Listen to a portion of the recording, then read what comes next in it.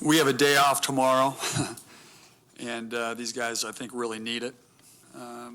We obviously after the Bahamas and then the tough game against Wisconsin and then the Georgetown, they put a lot of energy out, and we're fighting till the end. And came out today, and I was proud of them. They had to play a lot of minutes. A lot of that attributes to Colgate. I thought Colgate did a really good job, moving the ball, making us work on every possession, and it was unbelievable from the three-point line. And these guys kept battling, moving the ball, listening in timeouts, executing really well. But obviously, a recipe for Syracuse zone is not a team that can hit 10 threes. That's something that we have to really improve on, as well as rebounding. I thought, and a lot of these are energy plays, and especially when you're playing teams that, shoot 28 three-pointers, there's going to be a lot of long rebounds, a lot of hustle rebounds, and, they beat us to those balls today. But when we did have opportunities, I thought we moved the ball exceptionally well and got really good shots. But I got to tip my hat to Colgate, Matty Langle, Coach Langle. I have a lot of respect for. He had his team ready to play, and then I thought they played exceptionally well. They shot the ball well. Questions? Hit a few early, but he's been struggling before last couple of games. What's it do for maybe him and you guys when he does hit those early? Well, I think it was just really good that we were able to get into flow. And, obviously, 33-point shots is a lot of three-point shots, and you have to make 14 when you do it. But these guys, I thought, confidence-wise, I don't think they don't lack confidence. Malachi's got like the GMAC effect. GMAC, if he missed 9, he felt like he was making the next 9, and that's the type of shooters that you want. You want the guys that, if they're open, they're going to knock it down.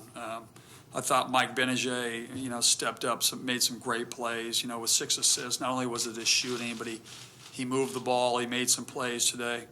But we need tomorrow. We need tomorrow. We need these days in prep before we go to St. John's to recover a little bit, to watch a little bit of tape, and as we move forward, get better.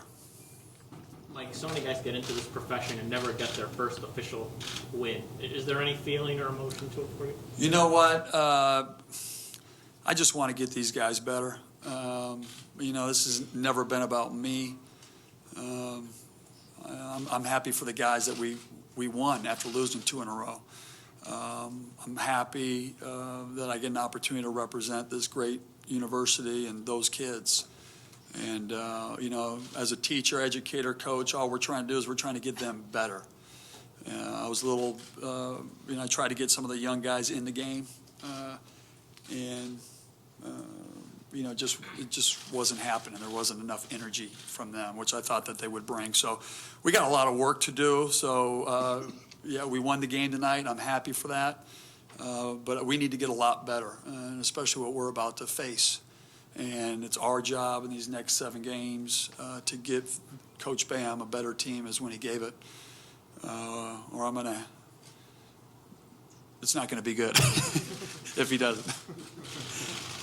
The father comes back and he says, "What did you do? I gave you the keys to my Bentley, and look what you did. You left the Doritos in the back, and you didn't wash it." Mike, how good is Mike? Doritos. Everybody's laughing at Doritos. How good is Mike Benajay been this year, and how important has he been for you guys? I mean, he's arguably he's got to be a Player of the Year candidate, not only in the ACC but in the country. And I know this, standing up there now as a coach, I'm learning a lot. But I do know this, when you have a Mike Benajay on your team, playing at the level he's playing, and the shots that he makes, you kind of sit there and go, in the name of the Father, Son, the Holy Spirit. Because that kid is playing, he passes, he makes plays, he gets the defense going, he's high character, he plays great defense. That kid does not stop. So, to have a kid like that, it makes you a lot more confident and more comfortable as a coach, no question.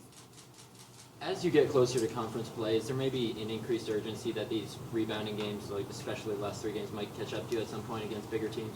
Oh, there's no question about that. And, put DC in.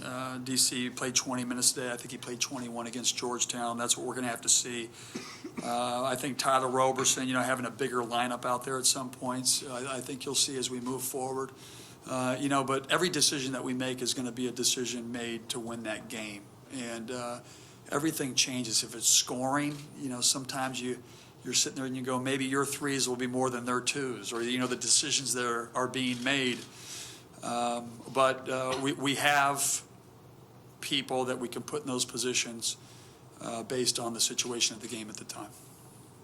What did you think of the defense's response after Colgate kind of jumped out to that quick lead? At the end of the day, another thing that I learned is, it's a long game, and there's multiple plays, and you never have to panic. You just get these guys focused. Obviously, we strive for perfection with our program, and when we coach and teach in practice, but obviously you're going to make mistakes, and there's going to be breakdowns, mental breakdowns. They're kids.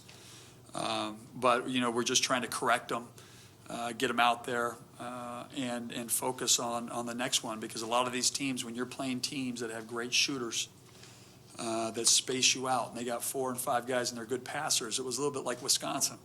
Every guy pump fake, pass, get in the lane, kick. Guys are scrambling all over the place. Those are hard teams versus a zone, and you have to have energy, you have to have focus, and you have to know where those top shooters are at all times, and that's a hard thing to do over 40 minutes.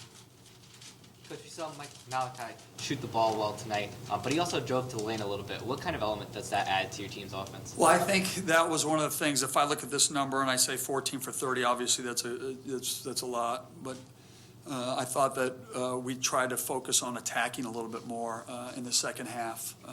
They're small, they're switching on everything. We try to utilize. We made a couple great passes to Daewon Coleman. The guys executed. They switched on Tyler Lydon. DC flashed. We got a high-low. There was some really good things where you have to utilize that, but we have to mix it up. We have to be able to take it on the bounce and attack. As we move forward, the teams that are going to switch and keep you in front, you got to be able to get to the basket. So it's a big benefit when Mike Benajay's getting to the basket as well. 6 assists. Daewon Coleman had played 20 minutes tonight. Do you feel like his game has improved since the start of the year?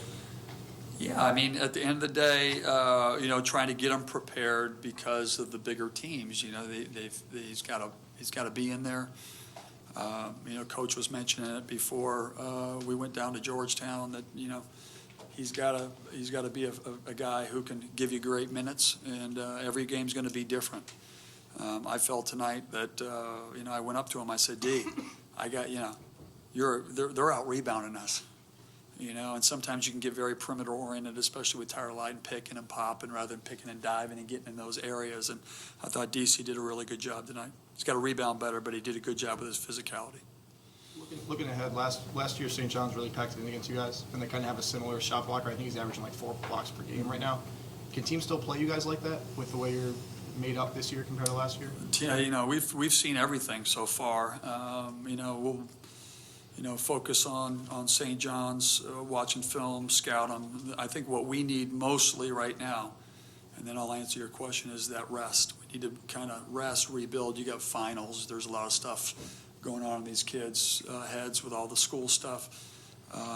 But if we shoot like this, those are incredible numbers, so it's going to be hard for teams to do that. And so this game was really good, I thought, for our offensive confidence. I think for our defensive confidence, we've got to improve immensely, as we move forward. Mike, I know you said you wanted to keep the focus on the team mostly, but are you keeping a ball or a memento from tonight or anything? Zach Zagorowski, Michael Carter Williams' father, gave me this. He says, I want you to wear this in your first game. So I didn't wear it in Georgetown, and it's orange. So, listen, hopefully I'm trying to hold the fort down for one of the greatest coaches of all time. I'm trying to get us better, stay focused on that. I'll have my day one day. But just getting a win for these guys and getting some offensive confidence, I thought that's the biggest thing that I'm concentrating on right now. But I'm sure my wife will try to kiss me when I come home and say, congratulations, honey. I'm like, gosh, get out of here. I'm tired. Donna, you didn't like that. I love my wife, but the kids.